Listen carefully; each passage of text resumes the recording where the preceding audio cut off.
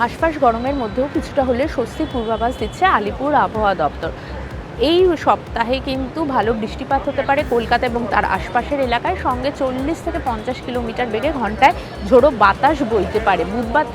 বুধ বৃহস্পতিবার থেকে কলকাতা এবং তার আশেপাশের এলাকায়, হাওড়ার আশেপাশের এলাকায় বৃষ্টি হতে পারে। বৃহস্পতিবার থেকে বৃষ্টি হতে পারে হুগলি এবং উত্তর চব্বিশ পরগনা।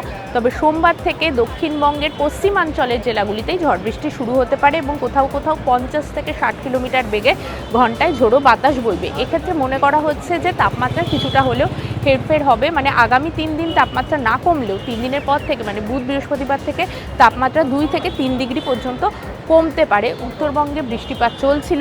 উত্তরবঙ্গে আগামী সপ্তাহ কিন্তু উপরের দিকের 5টি জেলায় মানে দার্জিলিং, জলপাইগুড়ি, কালিম্পং, আলিপুরদুয়ারে কিন্তু ভারী বৃষ্টিপাতের পূর্বাভাস রয়েছে।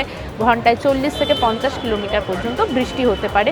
তার কারণ দক্ষিণ বিহার থেকে একটি নিম্নচাপ ঘূর্ণাবর্ত অবস্থান করছে, যেটা সমুদ্রতল থেকে 0.9 কিলোমিটার উপরে অবস্থান করছে। প্রচুর পরিমাণে জলীয় বাষ্প বাংলায় ঢুকছে, তার জেরেই এই বৃষ্টি।